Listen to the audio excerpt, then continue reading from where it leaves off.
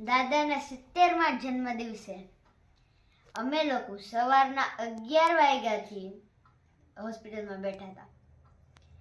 પછી 4 કે 4:30 અમે લોકોએ પપ્પાને ફોન કર્યો, કીધું કે ગમે ત્યારે ન્યૂઝ આવશે. પપ્પા ફટાફટ હોસ્પિટલ આવી ગયા. 4:38 અમને બધાને દાદાના જન્મદિવસ પર મળ્યું સુપર ગિફ્ટ.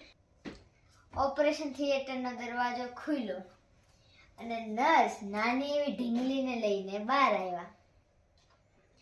ઈ નાની એવી ઢીંગલી આવતા હું અચાનક જ મોટી બેન બની ગઈ. ઈ નાની એવી ઢીંગલી આજે માથાનો દુખાવો બની ગઈ છે.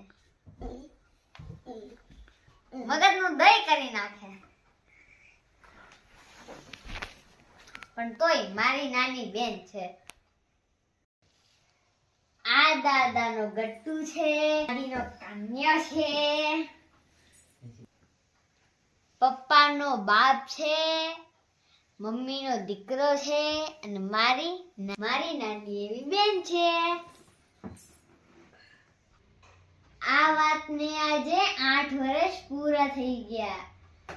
દાદા દીકરીનો આજે બર્થડે છે.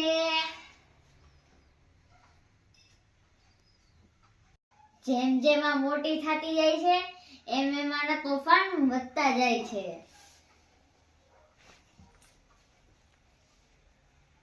જો મને માર્યું ને, માર્યું કે નહીં? જો કેટલા તોફાન વધતા જાય છે. હું એ ખુરશીમાં બેઠી હતી ને તોય સામે હતી ને ઓલા શેઠી ત્યાંથી અહીંયા મારી પાસે. જ્યાં જાવ ને ત્યાં પાછળ આવે. અને હું કેટલી વાર ના પાડું, મારે અમુક વસ્તુ એ જ્યાં જવાનું હોય ને તો મને જા જ ન દે. પાછળ આવવાનું હોય. મોટી બેનની વાત સાંભળવાની હોય ને. આજ મારા જન્મદિવસે મેં પપ્પાને કીધેલું કે મારા જન્મદિવસે હું કૂતરાઓને, પછી ગાયોને અને પક્ષીઓને ખોરાક આપીશ.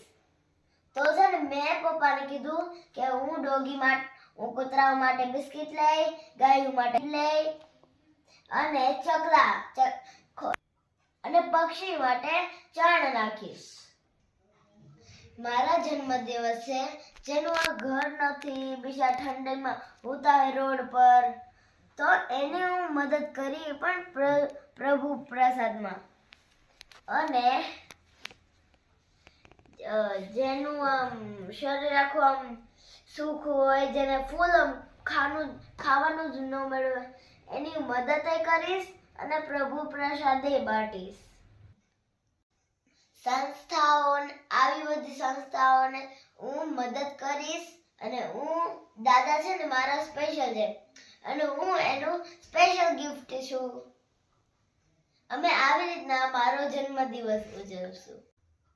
અમે દાદા દીકરી આવી રીતના બર્થડે ઉજવશું.